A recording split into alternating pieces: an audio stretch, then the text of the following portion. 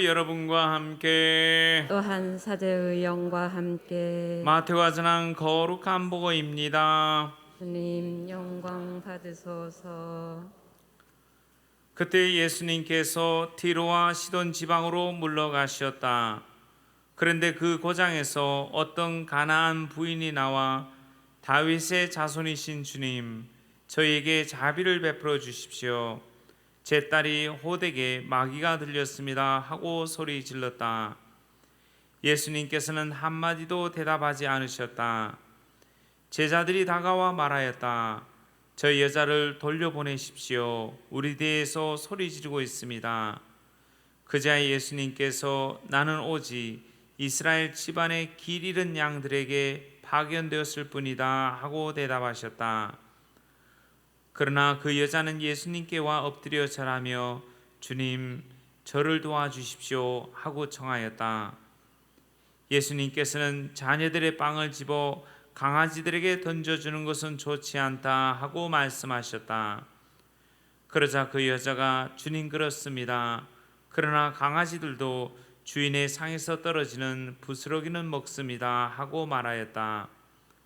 그때 예수님께서 그 여자에게 말씀하셨다. 아 여인아, 내 믿음이 참으로 크구나. 네가 바라는 대로 될 것이다. 바로 그 시간에 그 여자의 딸이 나았다. 주님의 말씀입니다. 그리스도님 참배합니다. 앉으시어 신부님 강론을 경청하시겠습니다. 대단하죠, 그죠? 이 여인이 참 대단하십니다. 되게 이제 이 상황이 되게 수치스러울 수도 있잖아요, 그죠? 수치스럽고 내가 사람들 앞에 창피할 수도 있는 그런 상황인데도 불구하고 이 여인이 예수님께 엎드려서 간절히 청합니다. 주님, 저를 도와주십시오 하고 청합니다. 우리에게 필요한 게 이 정신입니다. 주님, 저를 도와주십시오 하고 겸손한 마음으로 하나님 앞에 나설 수 있는 거. 우리는 기도하면서 쉽게 포기하는 경우가 있습니다. 우리 프란치스코 교황님께서 하셨던 이야기가 있습니다. 하나님께서는 지치지 않고 용서해 주시다고 표현했어요. 그래서 우리에게 프란치스코 교황님께서 하셨던 말씀이 뭐냐면 지치지 않고 용서를 청하라는 말씀을 하셨어요. 하나님의 자비를 구하라고. 그런데 때로는 사람이 지쳐버립니다. 본인들이 나중에 포기하는 경우가 많습니다. 우리는 죄를 지을 때마다 하나님께 찾아가서 용서를 청하고 하나님께 주님, 제가 잘못했습니다. 저를 용서해 주십시오 하고 청하면은 하나님께서 용서해 주십니다. 하나님 앞에 용서받지 못할 죄가 없습니다.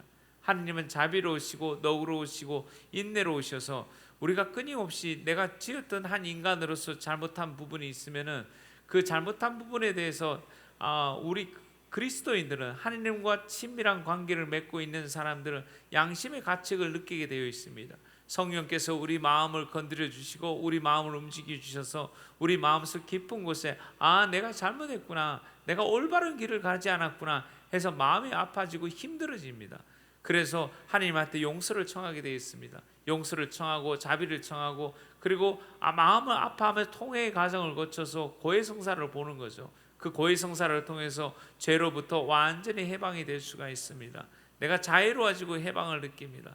그런데 우리는 놀랍게도 똑같은 죄를 또 반복해서 짓습니다.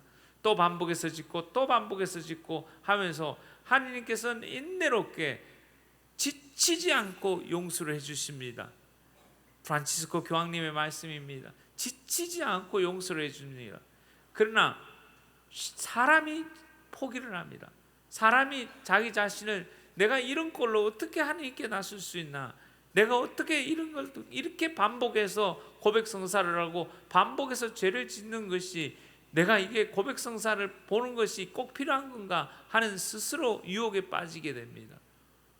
그래도 고백성사를 보시기 바랍니다. 그래도 찾아가시기 바랍니다.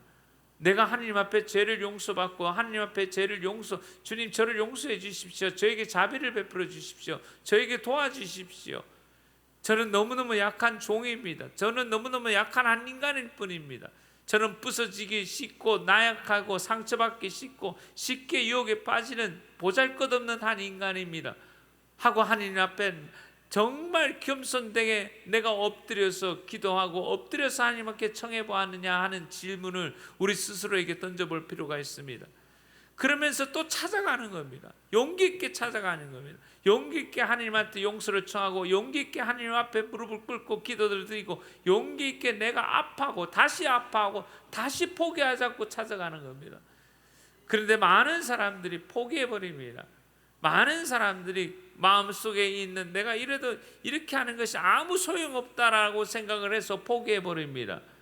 그게 유혹입니다. 포기하지 마십시오. 이 여인은 포기하지 않았습니다. 이 여인은 이렇게 냉정하게 예수님께서 대해주셨는데도 포기하지 않고 끝까지 그 딸을 구원해야 되고 딸을 살리겠다는 마음입니다. 여러분들이 내가 구원받겠다는 마음, 내가 하나님 나라에 들어가고 하나님 나라 안에서 사는 것이 내 생의 목표, 내가 죽어서 영원한 생명의 나라, 빛의 나라, 하나님 나라 안에 들어가서 영원히 하나님과 영원히 행복하게 살아야 되지 않습니까? 거기에 목표가 뚜렷하지 않아요. 아주 뚜렷한 목표를 갖고 있다면은 내가 포기하지 않을 겁니다. 포기하지 않고 하나님을 붙잡을 겁니다. 포기하지 않고 용서를 청하고 포기하지 않고 하나님께 다가갈 겁니다. 포기하지 않고 주님 내가 이런 잘못을 범했습니다. 저를 용서해 주십시오. 저에게 자비를 베풀어 주십시오 하고 포기하지 않을 겁니다. 끝까지 다가갈 겁니다. 그러다 보면 어느 순간인가 자유로워질 겁니다. 어느 순간인가 내가 어느 순간부터는 그 죄로부터 완전히 해방되는 순간이 있을 겁니다.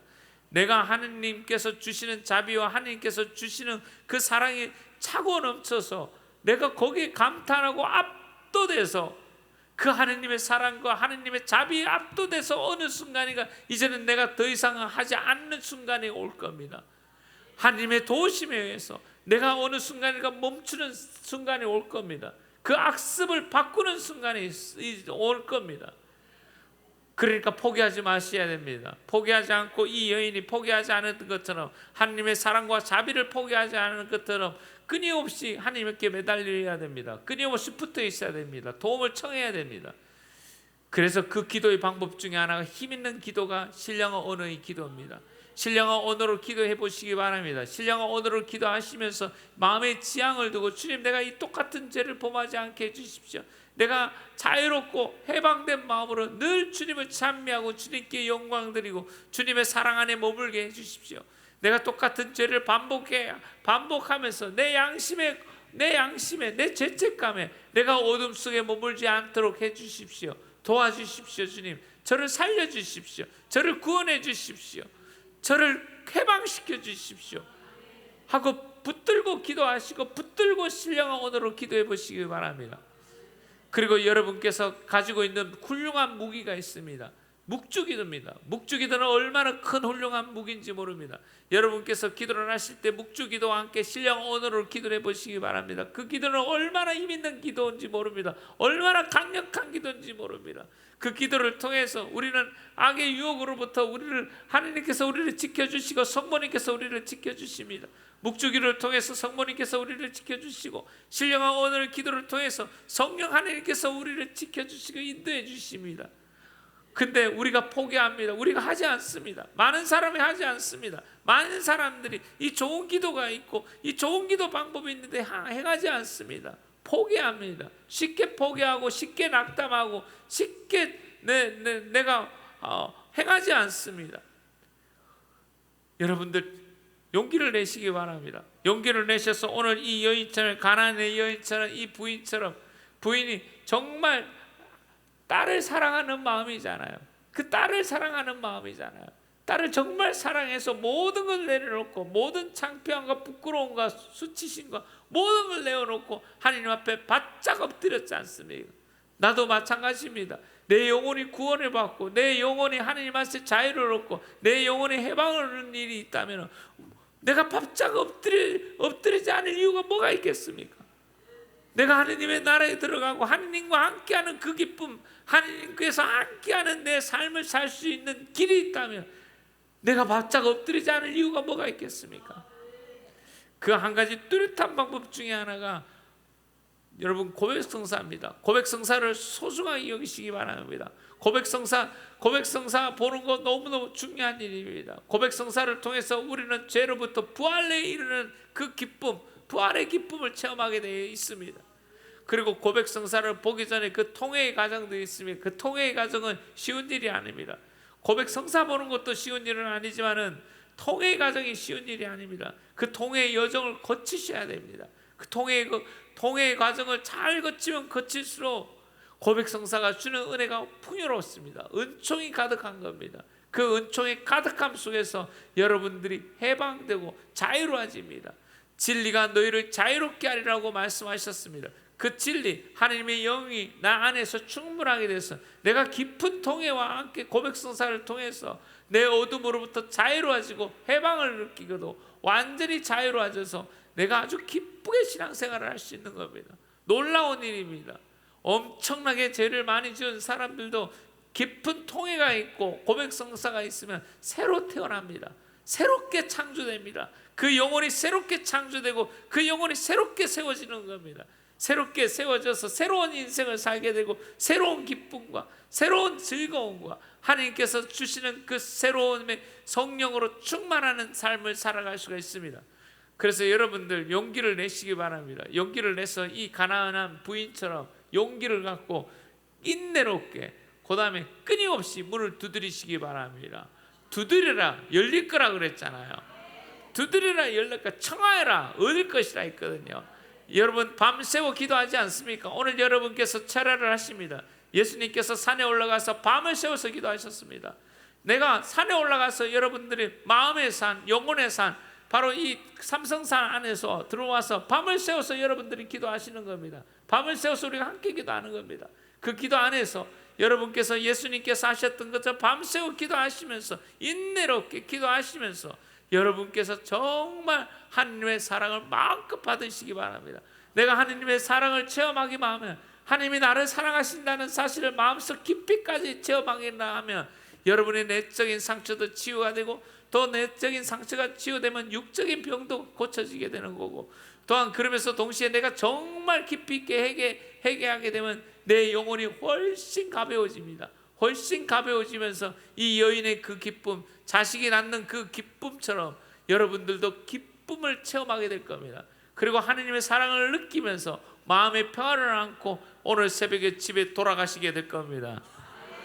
그러니까 돌아가시면서 여러분께서 선물을 받고 돌아가실 겁니다. 하나님께서 여러분에게 풍요로운 선물을 베풀어 주십니다. 그래서 여러분 마음 안에 영적인 선물을 받아서 돌아가실 겁니다. 그 선물 중에 하나는 기쁨의 선물입니다. 그 선물 중에 하나는 하나님의 사랑의 선물입니다.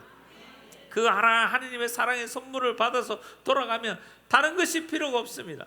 밖의 생활이 바뀌지 않고 그대로 있을지라도 내 마음에 평화가 있고 내 마음에 기쁨이 있고 내 마음에 하나님 사랑으로 가득 차면은 그거를 극복할 수 있는 힘이 생기게 됩니다. 그거를 극복할 수 있는 슬기가 여러분 안에 충만하게 부어집니다. 그래서 내 상황이 똑같이 변화되지 않더라도 내가 대하는 태도가 달라지기 때문에 그 상황까지 바뀌어지는 겁니다. 하느님께서 우리 마음을 바꿔주시면 내가 그 상황을 바꿀 수 있는 능력을 부어주십니다.